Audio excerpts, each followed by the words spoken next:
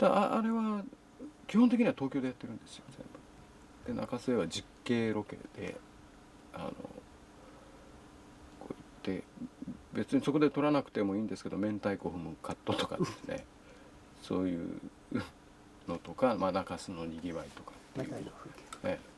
状況っていうか景色だけを撮りに行って、まあ、最終日に行ったんですけどねうわーっとお祭りの後にもう残ったお金を少し持ってこう安い宿に泊まりながらこう実景を撮って3人か4人でクランクアップもういいかって撮ったよね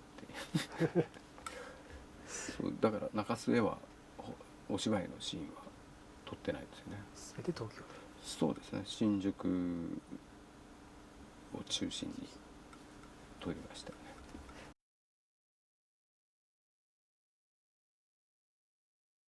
あれはね稲城の方のお寺で太っ腹のお寺ですよね。要は境内で暴れていいっていうお寺をそこから無理だろうなと思ってたんだけど、まあ、制作部がもうなんていうんですかねしらみつぶしに当たってってどうも理解があるって墓で暴れていいって言ってるしって境内でただ暴れるだけじゃなくてねいかがわしいお坊さんが切られちゃうっていう血が噴き出すっていうショットガンでボンボンって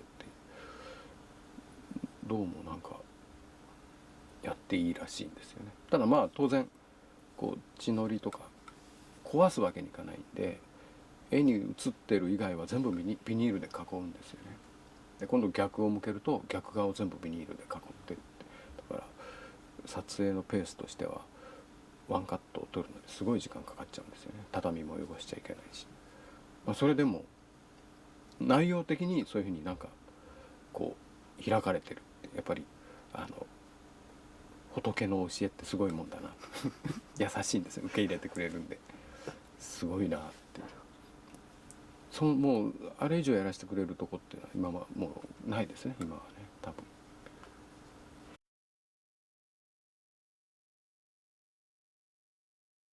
どれぐらいだったかなでもね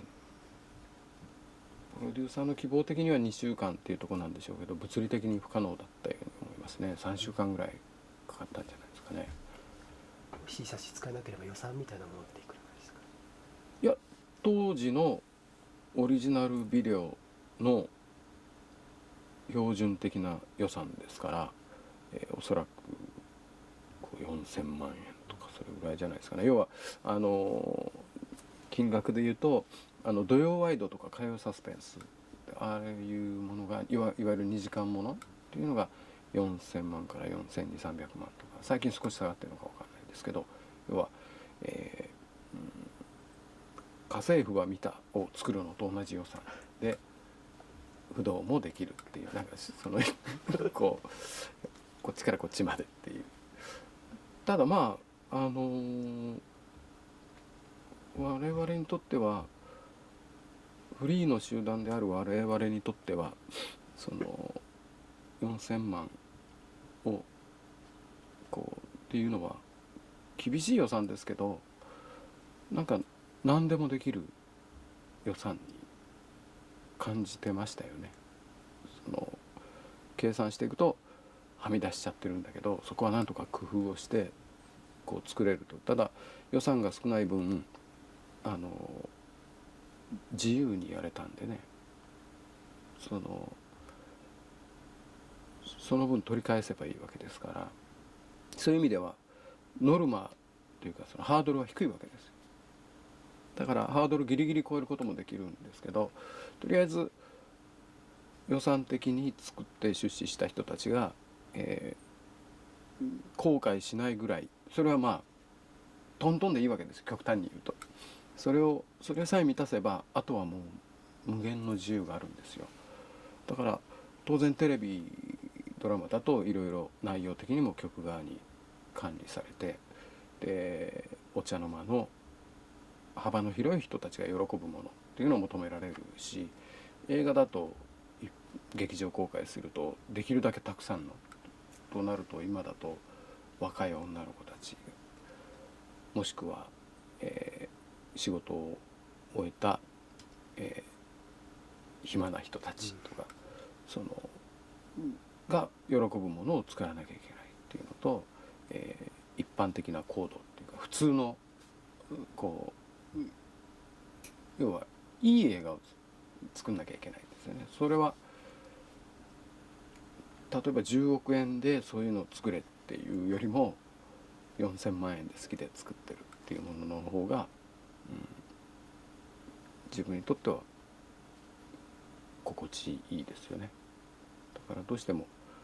日本の場合予算が増えると面倒くさいことが多いんですよね。で出来上がった作品もそういうトゲのないというか毒のないものになっちゃうんで、なんかこう要は不動的な環境っていうのはどうしてもなくしたくないなっていうふうに思ってますよね。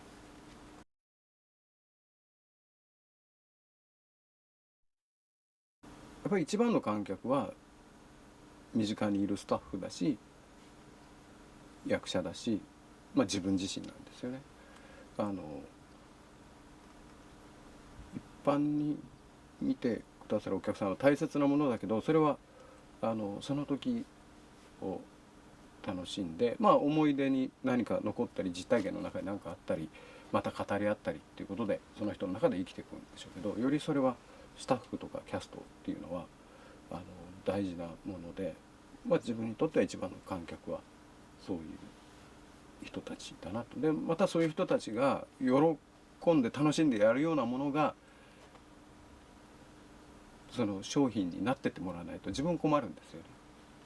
我々が苦しむもので当たっちゃってそういうものをまた作れって言われてそれで期待されていくともう絶望的じゃないですか、映画作るのが。またこういう苦しみをってだから僕らは遊んでると遊んでる姿が商品になるんですっていうのは理想ですよね。だから小さくてもいいからそういうことができればで数やってるうちに少しずついろんな人と知り合っていろんなチャンスが出てくるかもわかんないと。もともとだからこの不動もフィルムになる予定じゃなかったんですよ完全なオリジナルビデオ作品だったんです。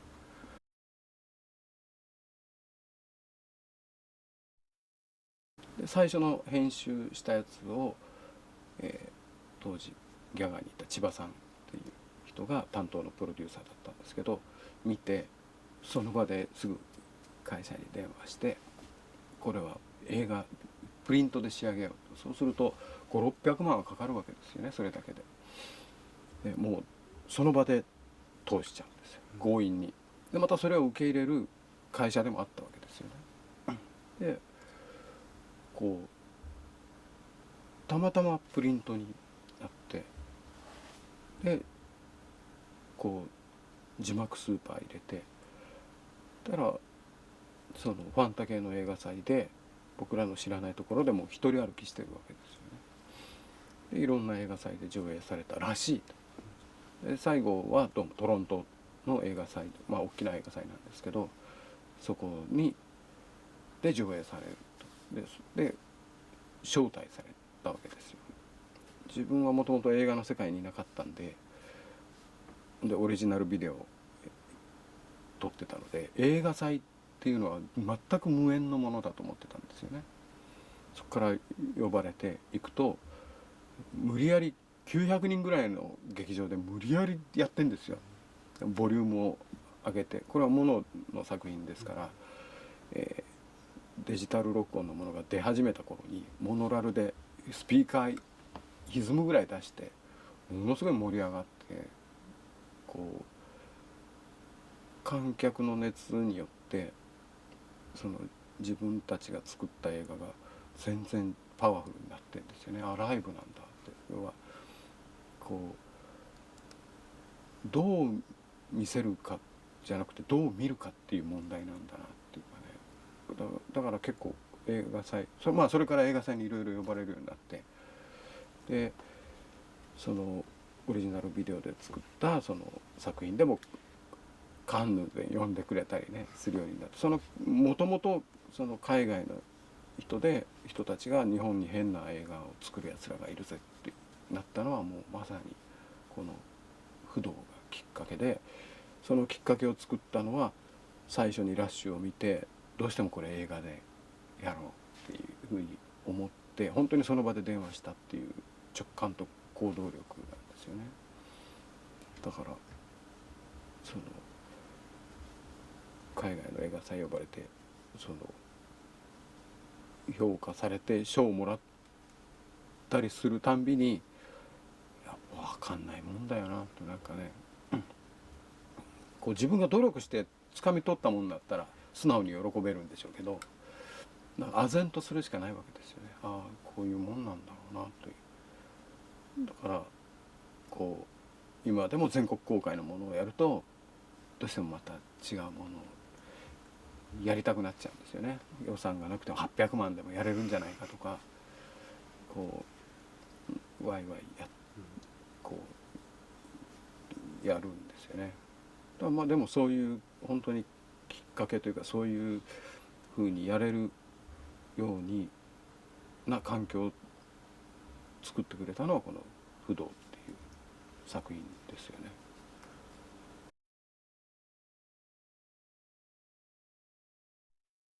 谷原さんはねよくやってくれたなと思いますよね。こう売り出し中でね、いろんな方向がこうまずは自分たちで選んでてどこに進むかっていう時に台本読んでやってみようかなとこう思うって大変勇気がいることだと思うんですよね。なんかすごいなと。で、結構何かを吸収しようっていうパワーがすごく強いので、自分に対しても厳しかったですよね。これはこうした方がいいんじゃないか、こうじゃないかっていう、その要は普通現場だとこっちが OK って言えば OK なんですけど、その彼の中で本当に自分はそれで OK だったかっていうのを自分で考えてるんですよね。でこの人は自分の限界を監督なりに見極めてて、その範囲でまあいいだろうと妥協してるんじゃないかとか、なんかそういうのをねこうカッとかかった瞬間にいろいろこう考えてるっていう、こう逆に言うとこっちにプレッシャーを与えるぐらい必死に何かを掴もうというか吸収しようとしてるっていう現場でしたよね。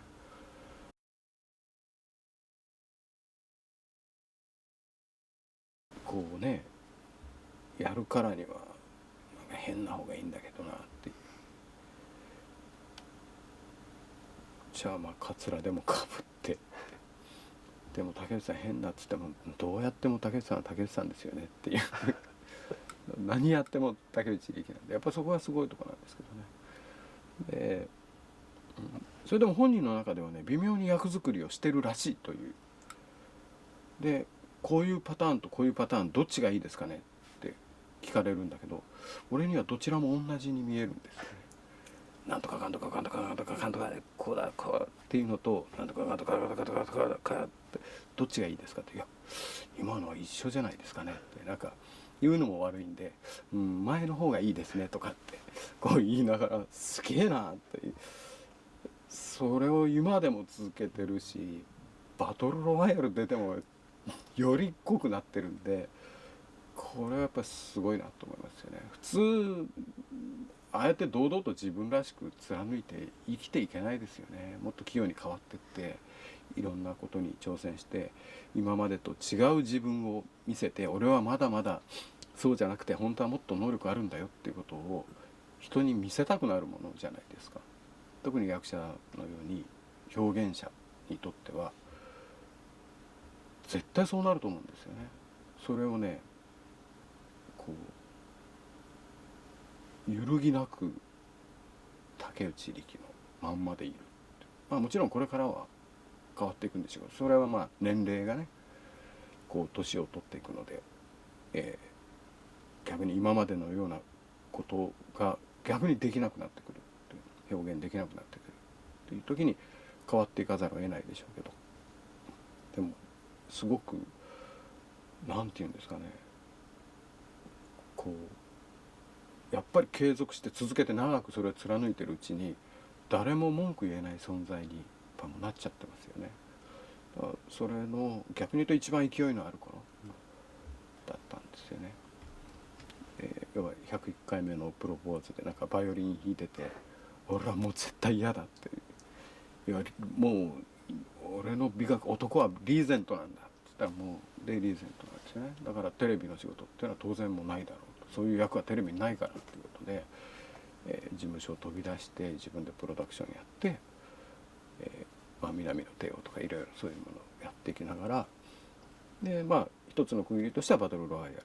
ていうああいう全国公開されるものに自分の姿で出てると、竹内力っていうんですからね。役名も同じですよ、ひょっとしたら深作欣二の最高傑作なのかもわかんないですね。竹内力という存在そのものを映画の中にボンとこう置いてきたって、あれはまだ深作さんがしっかりとバトルロワイヤル2について考えていろいろやってる、どうしても竹内力がいいっていうふうに言ってキャスティングした人間ですから、でそこで竹内力に深作さんはその役についてはもう竹内力でいいからと、でやりづらいんだったら名前を竹内力っていう役名にするからっていう、こう普通できないですよね。なんかこうすごい存在だよなという。だからそれは深作さんも不動を見たのかどうかわかんないですけど、結構研究熱心な人ですからね。 DOA とかってその後作ったのを見て、我々のやってるオリジナルビデオって言われてるものを見て、竹内力を選んで最後の作品にキャスティングしたんですよね。なんかすごくこう自分のことのようになんか嬉しかったですよね。次バトルロワイヤル2なんですよって、なんじゃそれ何それって、なんかこう楽しそうにやってましたよ。ちょっとセット見に行ったんですけどね。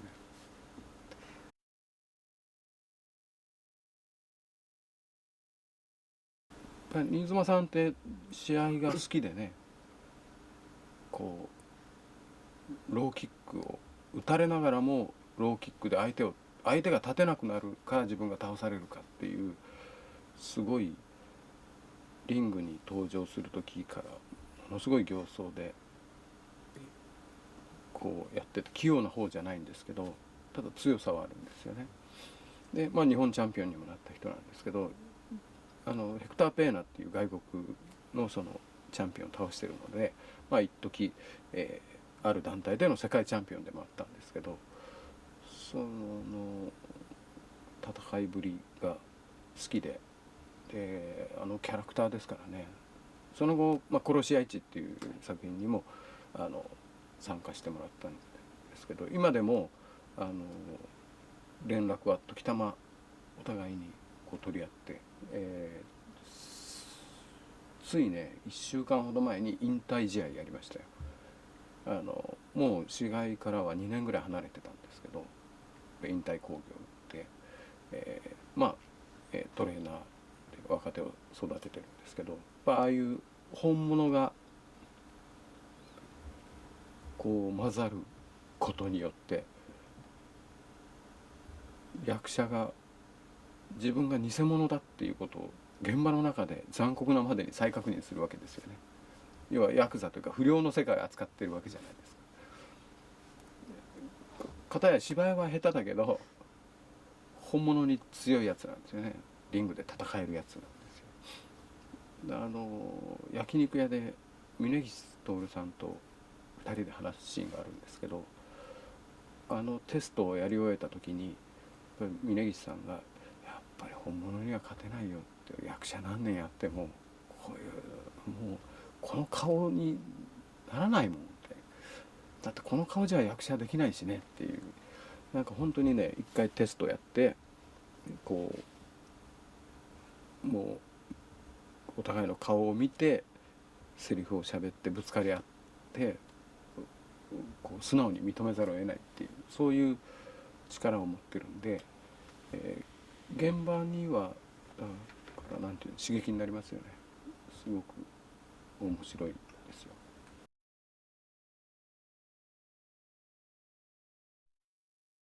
まあシーザーさんもシーザーさんはさらに大人でその以前のシーザーさんの戦いぶりは新妻さんにこう負けないぐらいブルファイターというかもう殺し合いに近い状態なんですよね。でもちろん強いんですけど強いは計算高く攻めないので負けちゃうリスクも高いんですよ。では倒されちゃうそこからまた這い上がってきてテクニックよりも根性で勝っちゃうっていうでその後引退をして自分のシュートボクシングっていうこの組織を作って、運営もしてって、こう決して社会人としてまともな人ではないんですけどそれをシーザーさん応援する人たちがいて、こう今でも全国にシュートボクシングの教がいっぱいあるっていうリーダーなんですけどやっぱりそういう人が現場に来るとこう楽しいんですよね。なんか俳優が来るといい芝居を引き出すことが仕事になっちゃうんですけどそういう人たちが来るといい芝居引き出さなくていいんで違う仕事ができるんですよね。それで戸惑う役者とかを見て楽しんでればいいわけです。で決してつないで作品になってくると、わざとかどうかわかんないけど下手だけど魅力があるっていう存在になるんですごく、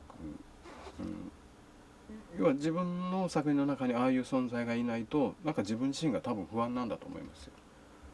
上手にものを作っていかなきゃダメっていうそうすると作るたんびに進化しなきゃいけないとかうまいなって思われなきゃダメとかってなっちゃうと人にどう思われるだろうっていうのだけを考えて作っていかなきゃなんないからそうすると映画とか作る作業って楽しくないじゃないですか。ああいう人でもいてそのまんま出てきてそのまんまでも十分通用してるじゃんっていうのをやっぱり目の前で見たいっていうそういうところがあるのかもわかんないですよね。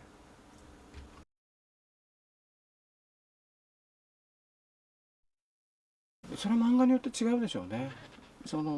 僕にとっては少なくとも漫画であろうが小説であろうがオリジナルであろうがあんまり関係ないわけですよね。それを映画化するっていうものでその元にあるのはどうかっていうとで脚本家が入りますからね。で脚本家がその漫画をどう読んだかっていうのと自分がこの漫画をこういうふうに読んでるのを脚本家が違う目で見たものを作ってくると現場で足していけばいいと思うしあんまり引き算するというかあんま計算足したり引いたりっていう感覚がないんですよね。だから、あんまり関係ないんですよね。それとか漫画には要はファンになれば楽になれると思うんですよ。少しでもこの漫画の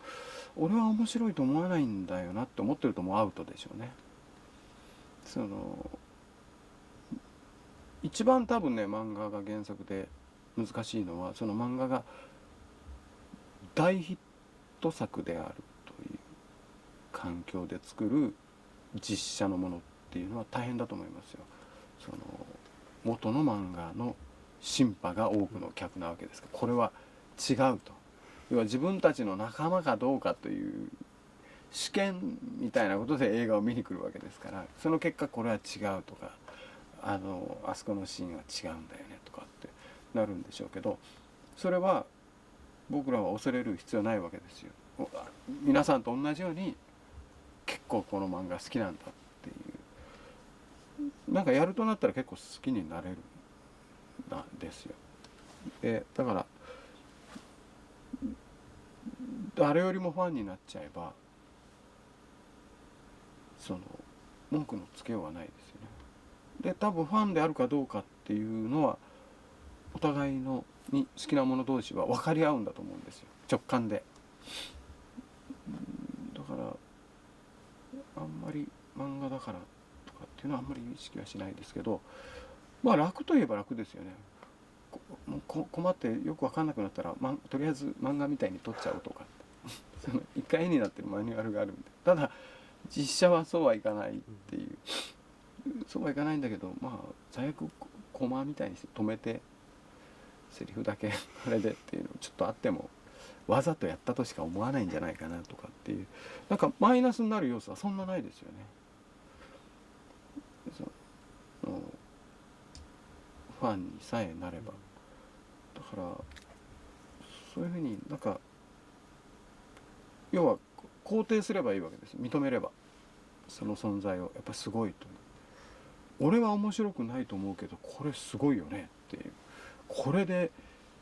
天下取っちゃうんだもんねって、この作者ってすごいよねとかっていういろんな愛し方ができるわけじゃないですか。だから認めればそこから割と簡単に道は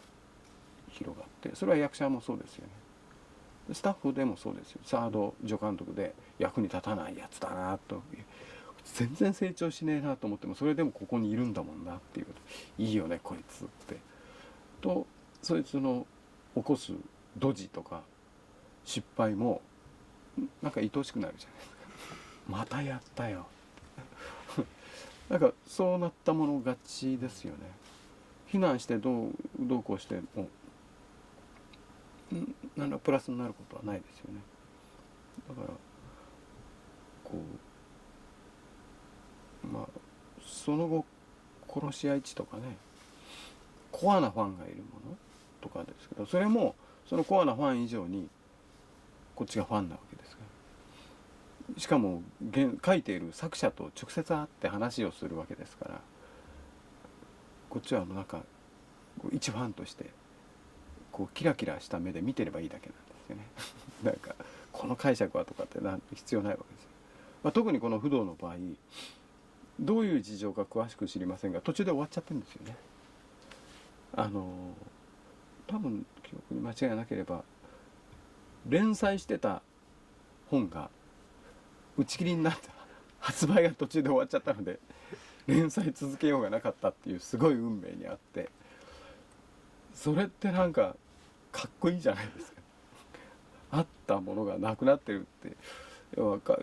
ね、いつものように出勤したい会社に行こうと思ったらなんか入り口にバッテンが打ってあって倒産しましたって会社なくなってるよっていう状態なんで、なんとなく作品のトーン見てるとさすがにそういう運命にあるような作品にも見えて、で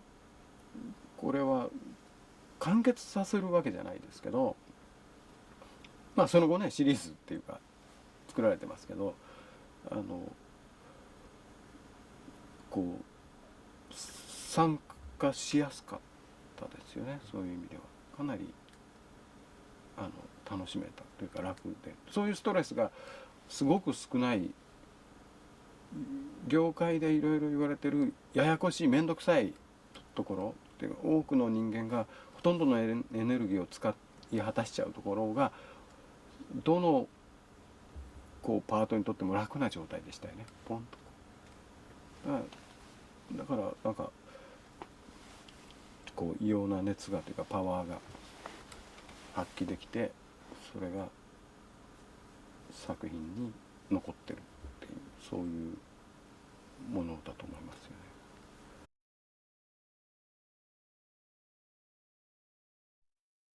よね。やっぱりね、そのシーザーさんがシャブ寺で二役でカメラが横になって、その今だと CG 使ったりとか当時 CG っていうのは非常に贅沢なものでね、でオプチカルもできないと、要はもう撮ったものしか映せないっていう状態で、どうしても二役だしなっていうで、そうかって鏡だとかね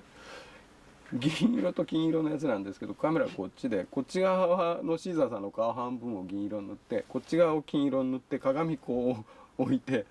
鏡に映ってるのは金色の顔なんですよ。でこっちから撮ってると2人いるように見えるって言うと、当たり前のことなんだけど、そんなバカみたいな大人の顔に塗ったくって、格闘家の顔に塗ったくってやってるっていう、あれがで、カメラマンがふっと覗いて「なんかやっぱりいるように見えるよ2人」とかって言った時に「これでいいんだ」ってね、なんか要は映画がいいか悪いかとかっていうのはデジタルとかアナログとかそういう、テクニックというか技術の問題じゃなくて、もっと違うものが元にあって、それを生かす手段としていろんな技術があって、だ今基本的にこう日本で特撮とか CG のものを作ると、やっぱりその CG をどう見せるかっていうカットになっちゃって、要はアニメ的な動きになっちゃうんですよね。ただ実写の場合はそれらはつかみきれないわけですよね、アクションにしても。でどうしても日本の場合はそれを CG だから表現できるから全部収めちゃうんですよ。だからこういう動きのここだけ撮ってれば迫力あるのに、こう引いてこういう本物に見えるでしょみたいな、なんか根本的になんか使い方が間違ってるんじゃないかなっていう。だからそうアナログでそういうふうにやれて、かつ楽しめる。でシーザーさんも顔半分塗られて「これなんだよ」ってで何回かテストやって本番前にボソッとくだらない注文を出すんですよね。で、はい、じゃあ本番行きましょうって入って、じゃあシーザーさん今度本番はこっちは笑ってこっちは怒ってくださいはい用意ってって考える暇もなく用意はいって言うと、こうやろうとするんですけど失敗してできねえよとか言って「じゃあ普通でいいです」っていう、なんかこうライブで楽しめるというか、でそれで呼吸というか現場の間ができてきて「はいじゃあ本番」ってポンと言って「はい OK」って次にどんどん進んでいって、自分たちで自分たちのリズムを作っていって、でなんとなくトランス状態ってほどじゃないですけどテンションがバーッと上がってきて、眠気がプラスするわけですよね、その状態に。ふえーっとこれ雨降ってきてびしゃびしゃになりながら、うわーってまだこんな朝までかかっても取りきれねえぜって、どうすんだよって顔がやっぱりみんな笑ってんですよどうすんのってなんか不思議だなっていうね。今はもう本当なかなかできないかもわかんないですよね。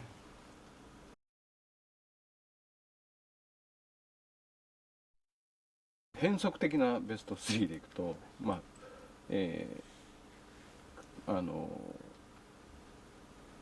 不動はもちろん入って、喧嘩の花道っていうオリジナルビデオで、人知れず存在する愛すべき作品があって、でオーディションっていうこれも日本では人知れず存在する映画があって、その3本がなんかこう巡り巡っていろんな人と出会って、で最終的に今の時点でその3本のおかげでなんか一番新しく撮った「ゼブラハマン」っていうのが誕生して、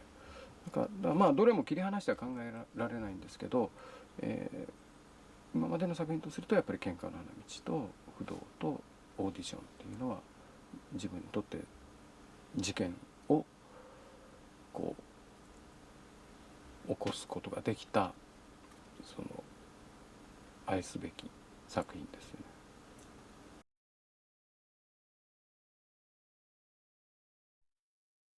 ね。1位は何といってもやっぱり「スターシップ・トゥルーパーズ」ですね。で2位どうなんでしょうね。なんか全然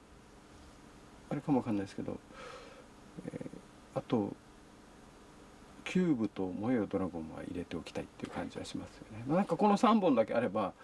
どんな状況に陥ってもね、スターシップトゥルーパーズの環境よりは今の俺たちは幸せだぜって思えるでしょうし、なんかこう閉じてしまった時にはキューブが救いになるでしょうし、俺らね現場はきついんで、現場のへこたれてる助監督とか見ても「スターシップトゥルーパーズ」携帯用の DVD でピュッと見せて「こいつよりはマシだぞ俺たちは」って「これぐらいでお前へこたれてちゃお前ダメだぞ」みたいな。なんかあとねワンシーン好きなのが、朝起きてよくドーベルマンのバイク追跡してるバイク乗ってるやつの中に手榴弾入れてパーンって爆発するのを見てぼんやりしてたのをスイッチ入れてそれを見てよし歯を磨くかみたいなボーンっていった瞬間によし起きなきゃって思うんで、やっぱビデオと違って DVD の凄さってオリジナルの一部を手に入れたっていうようなコピーじゃないっていう感覚を持てるのと、好きなところにすぐ飛べるっていう、そして巻き戻す時間なくまたすぐ戻れるっていう、もう今ビデオだと頭出しする手間とかタイムロスがあるって厄介なもので、見る気がしなくなっちゃうものを瞬間に出せますよね。でそこだけポコンと見て、で 5.1 ちゃんで思いっきり音出してバーンってよしってこう、そういうふうに一本丸々楽しむっていうよりも、一本丸々楽しんだ後にこれはなんか残ったものの一瞬をなんか生活の道具として使えるものなんで、それは映画もそのものもですよね。こうやっぱり「燃えよドラゴン」見ると昔ほどは楽しめなくなってるんですよね。子供の頃見た時すごい映画に見えたんですけど、今見ると別になんてことはない映画だなっていう。それはだから成長して映画を冷静に見られるようになったんじゃなくて、子供の頃はあれを面白く見る能力があったんですよね。こう楽しめる能力っていうのは今よりはるかに高かったんだと思うんですよ。だからそれを知るバロメーターになるんですよね。技一個一個見てもその技を見た時に感動してた自分が思い出されるわけで、それを今平気で見ちゃって、むしろなんだこんなもんかよって思っちゃうっていうのがこう自分は退化してるっていうふうに思うんですよ。要は難癖つけていろいろ言うのは自由なんでしょうけど、やっぱりこう受け入れて楽しめた方が得に決まってるじゃないですか。映画も厳しい点をつけて映画のあらを探すように見る人もいるんでしょうけど、自分はねあんまりこう気にならないんですよね。つまんねえ映画だなってやっぱ面白いんですもんね。どこまでつまんなくなるんだろうっていう、これはねえだろうって、すげえ映画だぞこれって思っちゃうんですよ。だからなんか許せるんですよね。愛すべき存在になっちゃって、だから映画ってそういうふうに捉えてみるともっと楽しめるんじゃないかなって思うので、まあそういう見方をする人たちのなんか少しでも役に立つ道具になれば自分の作品とかはそれで十分なんだろうなという。それ以上のことは望むだけの努力もしてないし、その才能もあるとも思えないので、あんまりその子供じみた夢っていうのは持ってないんですけどね、映画に対しては。ただまあそういう小さなフィールドでも自分たちの好きにやっていける場所を今あることっていうのはすごくありがたいことだなとは思います。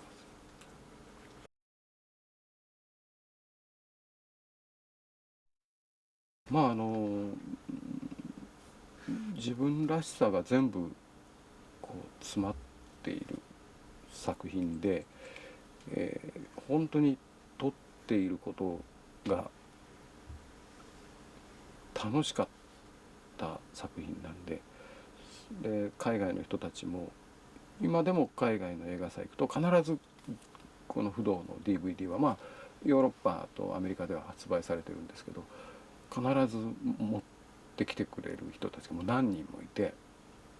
自分の中では毎年どこかでいろんな国のパッケージの不動と触れ合って、そこにサインをしたりとか逆にプレゼントされたりとかしてて、ずっと眠らずに存在している作品なんですよね。だからまあ手元に置いていただいて、なんか苦しいことがあった時に見て楽しんでもらえればなというふうに思います。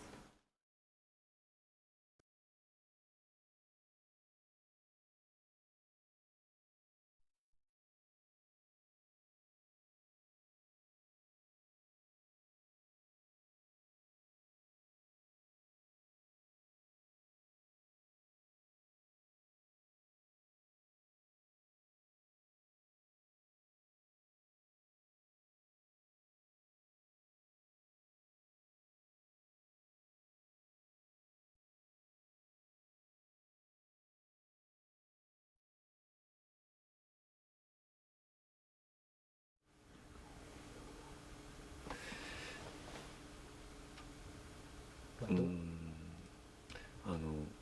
印象はですけど、っ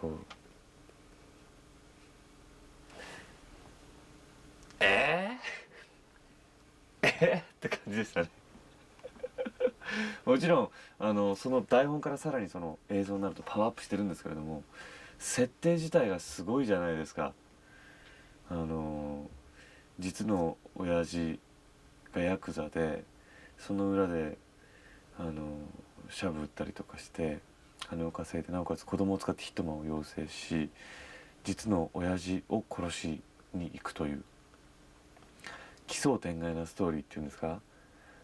つながりとかそういう細かいことなんか無視してるそのパワーみたいなものをすごい感じましたね。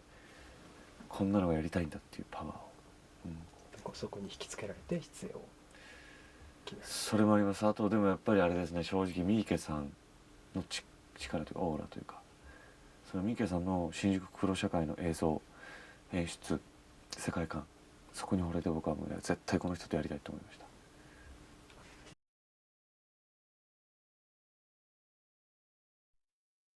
前張りはですね、女性のメイクさんだったんですよ。でメイクさんがパンティストッキングをですね、適当なサイズに着てくださって、でガムテープとかでこうカバーしたものを作ってくださるんですよ。でそれあと僕がこうトイレに行って装着するわけなんですけれども、俺何やってんだろうってすっごい思って楽しいではすごくあったんですよ。初めて未体験のことばっかなんで、前張りってこうなってんだっていう楽しみもあったんですけど、その反面俺何やってんだろうってちょっと思ったりもしましたね。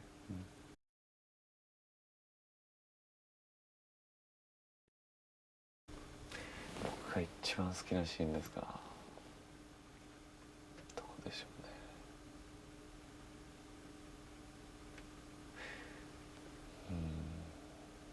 なんかどれもなんかこう思い出がすごくあるんですけどね。どれだろ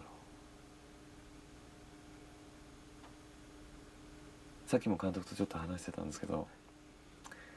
森羅万象さんにですね、札束をこうバッて投げつけるっていうのがありまして、あのシーンがですね、監督すごく印象的だったって言ってくださるんですけど、僕はすごく緊張していて、年上の人にお金をですね頭に投げつけるっていうことがすっごい抵抗があったというか、なんかすごい僕の中でこう引っかかったんですよね。でやるしかないと思ってこうバーンって投げた時の、気持ちよさっていうんですか、気持ちよさっていうのは違うんですけど、なんかすごい興奮しました、あのシーンをやる時は。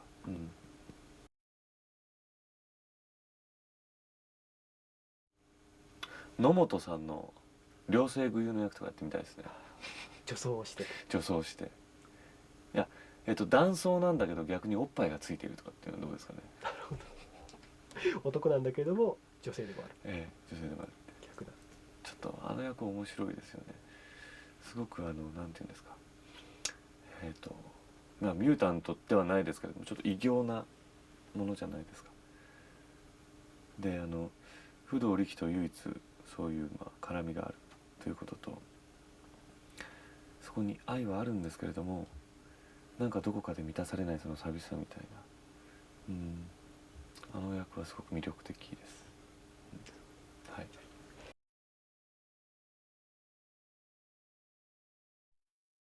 竹内さんはですね、やっぱ V シネで以前から見ていたじゃないですか。もちろんテレビドラマとか映画でもそうですけど、どんな方なのかなって思ったらですね、結構得意のできないですけどって顔とかあるじゃないですか。結構あのまんまの方で、最初の印象が。で力チェアを持ってるんですよ。力ダイレクターチェアみたいな。かっこええな、こんなのを持てるんだっていうのと、あとちょっとこれはすごく勉強になったところなんですけど、こうエキストラの方とかのネクタイが曲がってるのを見ると、あ、ちょっと曲がってるよって直してあげるわけですよね。で、力さん気さくだなって思ったら、結局役者なんてのは芝居なんてできて当たり前だと。で、作品自体のそのクオリティというか世界観をレベルを高く見せるには、そういうエキストラの人たちがすっごい重要なんだ。普通結構そのエキストラの方なんかを軽く扱うこととかってあったり時にするんですね。でもそういう部分を大切にしてる力さんって素晴らしいなって思いましたね。うん。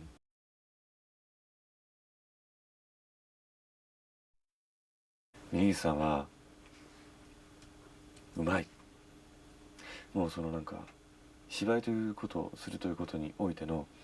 深さに僕は圧倒されましたね。やっぱり僕が絡んでないところを後で初めてつながってみたりする時にもすごく衝撃を覚えましたけど、絡んでる時のですね、自然なんですけどフックになる部分にクッてなんていうんですか、峯岸さんなりのなんか芝居とか演出とかそういうのがあるんですよ。で、うわー、経験ってすごいな。どんなことを経験して峯岸さんはこのお芝居を手に入れたんだろうってすっごい思いましたね。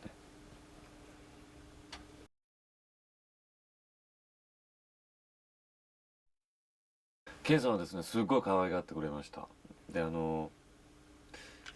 優しい人なんですよね。僕は芝居とかで悩んでても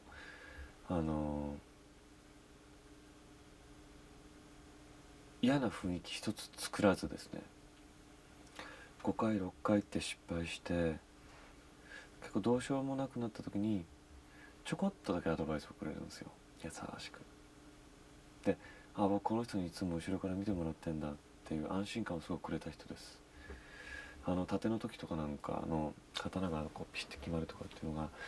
どうしてもその腰が決まんないんですよね。で、それの決め方みたいなのをやっぱり体を動かして格闘とかやってる方なんで、こうやったらな腰は座るからとか結構練習見てくれて付き合ってくれてすっごいして、武道が終わった後もうちにお邪魔してご飯食べたり、あと健さんのプロレスの興行を見に行ったりとかですね、させていただきました。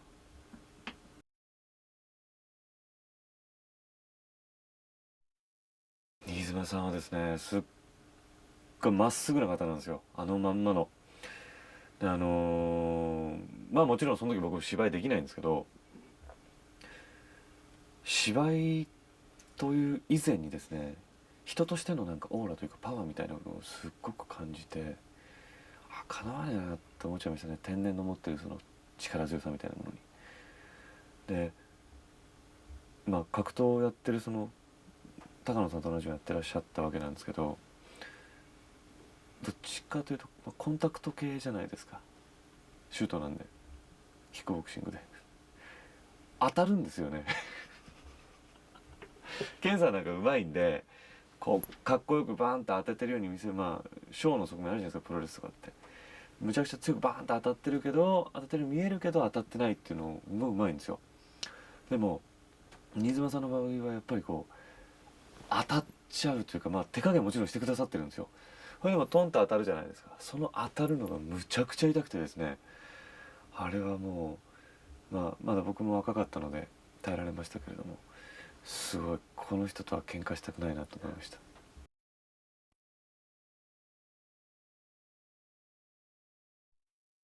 野本さんですか。野本さんですね、僕実は初濡れ場で、しかもほぼ唯一の濡れ場に近いぐらいじゃないですか。まあ全くないことはないんですけど、ああいう直接的なシーンっていうんですか、かなり緊張しました。でまた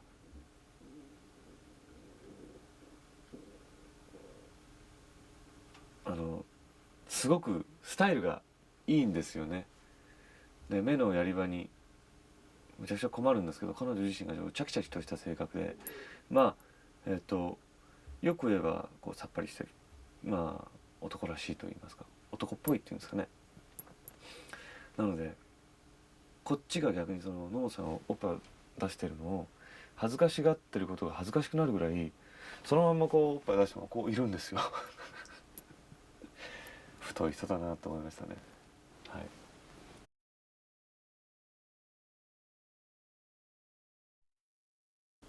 木村さんですね、あんなに清純派な方がですね、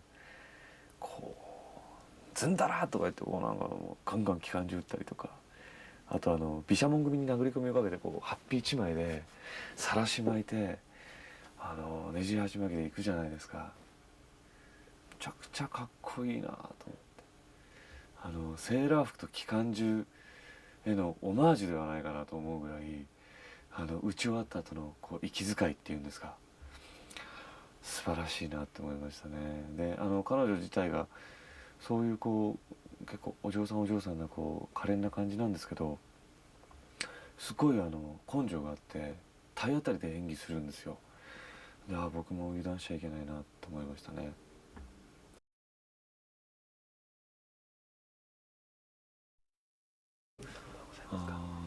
アプローチの仕方が三池さんと全く福岡さんが違ってですね、出てるお前たちが考えろっていう感じだったんですよ。で不動の1の時って僕何をして良いのか、演技ってどうやっていいのかって全て分かんなかったわけです。三池さんの優雅ままに芝居をして、あとはもう失敗しないようにとか、もっともっと良くなるようにっていうことだけを考えてやってたんですね。今度はその中にいる2、3になった時にこう不動力だったらどうするのかな、どう動くのかな、結構台本なんか無視しちゃって、僕だったらこういるかもしれないとかっていうことをやらせてくれる監督だったんですよ、福岡さんって。で1はですね、やっぱりこうある程度そういうのを作っていただいたんで、ベースが不動力というベースができたんで、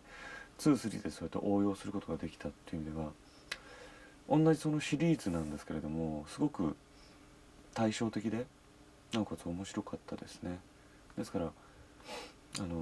若い女子高生だったりとか軍だりとか、高野さんのとこもそうですけど、そういうのと絡むシーンなんかでもかなり好き放題に自分の感情の赴くままにやって夢中で芝居したことなんかが多かったと思います、2、3は。はい。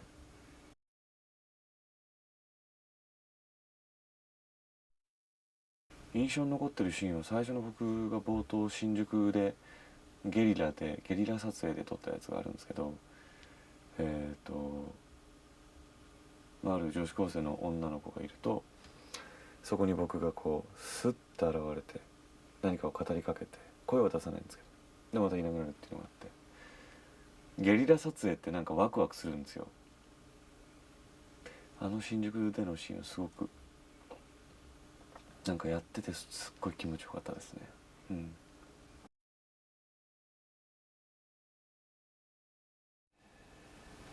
難しいな。僕大好きな映画は「マイ・ライフ・アズ・ア・ドッグ」っていう作品ですね。あれは大好きですね。であとブレードランナーもうすっごい影響をくれました。リドリー・スコット大好きです。リドリー・スコットにも撮っていただけたら最高ですね。あと何でしょう、もう一本アジアから選ぶとすると、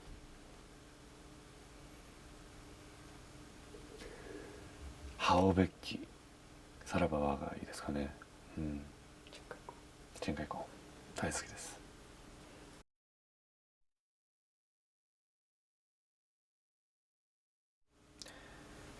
ですね、この「不動」という作品は僕にとっては、